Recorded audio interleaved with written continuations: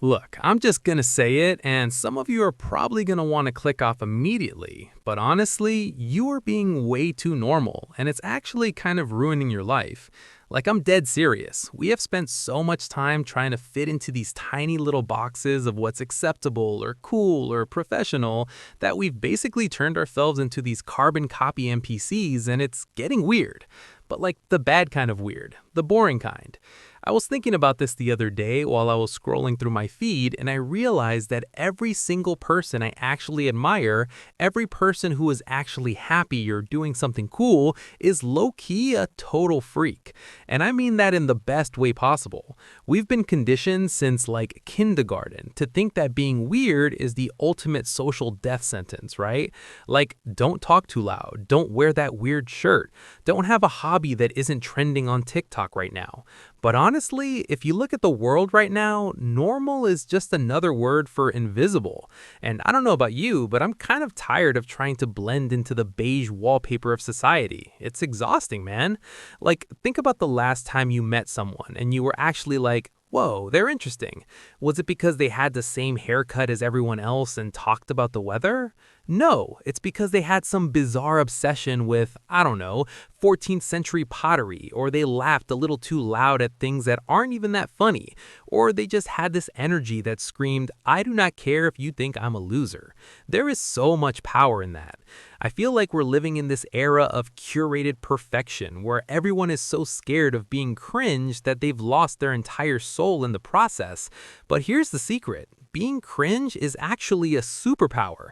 Like, if you are willing to be cringe, you are literally unstoppable. Because what can people even do to you at that point? You've already embraced the weirdness. I remember back in high school, I used to try so hard to be the chill person who just liked what everyone else liked. And let me tell you, I was miserable. I was so boring I couldn't even stand myself.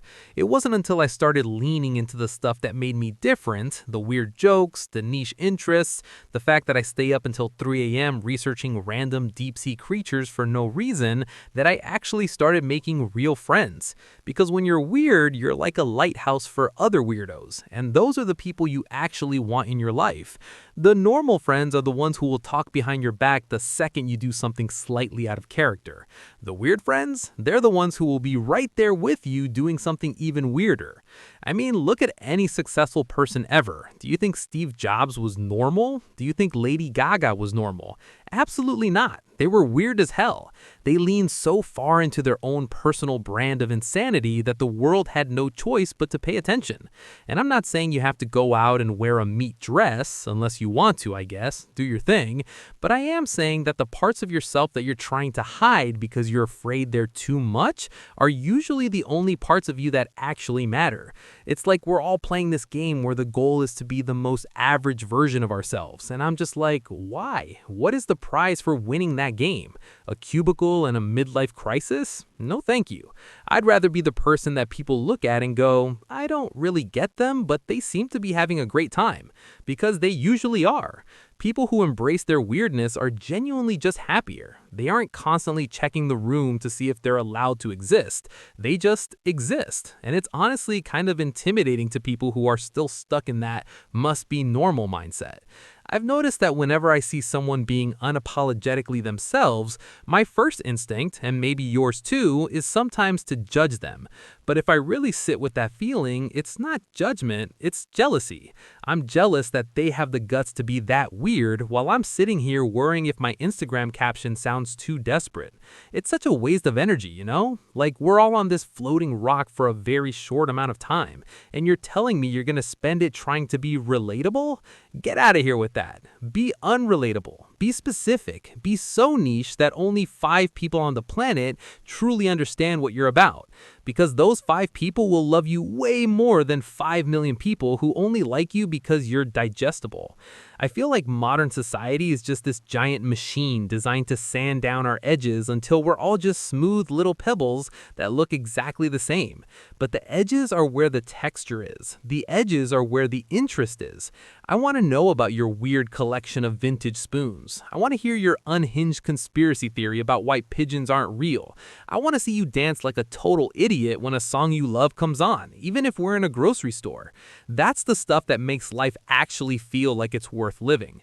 When we suppress our weird, we're basically telling ourselves that who we actually are isn't good enough. And that is a dark road to go down, man. It leads to this weirdly hollow feeling where you have everything you're supposed to have, the job, the social circle, the aesthetic, but you feel like a ghost in your own life. You've optimized yourself into oblivion. I'm telling you, let the weirdness out. Let it breathe. Start small if you have to. Wear the socks that don't match. Talk about the weird dream you had instead of just saying, it was fine. Stop apologizing for being a lot. Like if someone tells you you're a lot, just tell them to go find less. Like that's not your problem, that's theirs. We need more people who are willing to break the script. Everything feels so scripted lately, doesn't it? Like everyone is reading from the same manual on how to be a person. Here's how you dress, here's how you talk, here are the 3 topics you're allowed to have an opinion on. It's mind-numbing.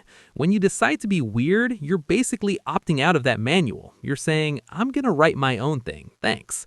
And yeah, it's scary. It's terrifying to realize that people might look at you funny. But honestly, they're gonna look at you funny anyway. You might as well give them a good reason.